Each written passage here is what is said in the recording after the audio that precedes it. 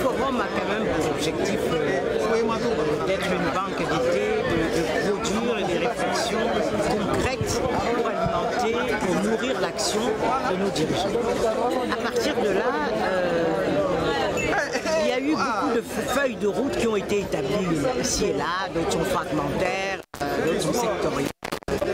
Bon, il y a un certain nombre d'idées qui flottent, mais l'avantage et l'intérêt majeur du Forum de Bamako, que ce sont les Africains qui réfléchissent sur des questions et qui vont y apporter des solutions africaines. Et je crois que ça a été beaucoup dit. Ce qui nous manque, lorsqu'on regarde, et c'est Meles Zenawi qui l'avait dit, il disait que 90% des décisions qui affectent les Africains sont prises par des non-africains et hors d'Afrique.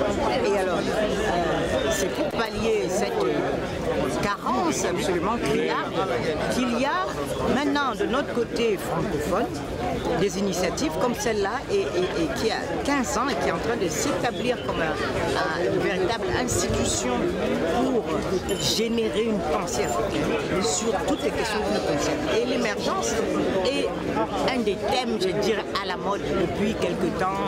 Certains ont redécouvert l'Afrique en guillemets, se sont rendus compte que c'est un continent qui a un potentiel énorme, etc. Blablabla, on connaît ce blabla. Et j'ai bien aimé dans l'introduction du président Abdallah, il a dit, voilà, nous aujourd'hui, on aimerait que cette croissance dont on nous parle tellement et qui est virtuelle pour beaucoup de gens devienne une réalité.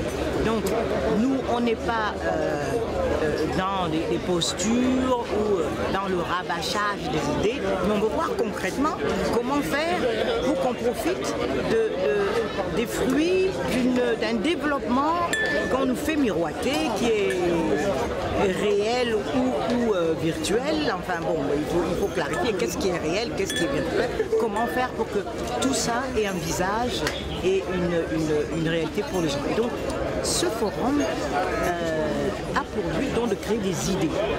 Un forum ne fait pas de l'action, c'est à ceux qui ont la responsabilité de faire des choses, de mettre en œuvre des politiques qui doivent s'en emparer et se dire voilà, dans l'échantillon qu'on a de réflexions diverses et variées, voilà des voix africaines fortes, qualifiées, qu'est-ce qu'elles pensent, qu'est-ce qu'on peut en tirer, et là après on regarde les dirigeants.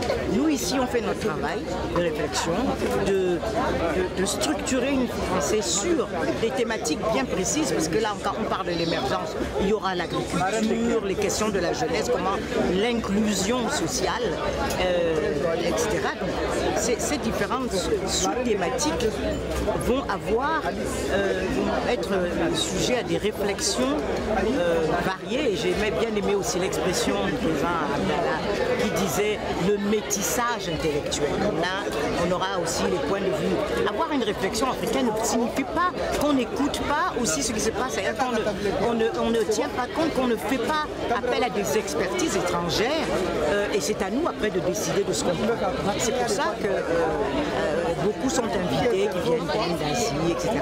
et qui ont des expériences précises à apporter et à partager avec le forum. Donc voilà, nous on est une boîte à paroles, une boîte à pensée, une boîte à outils si on veut, et maintenant c'est à nos dirigeants de mettre en œuvre disons les idées et les lignes de force qui ont été élaborées par ces réflexions africaines.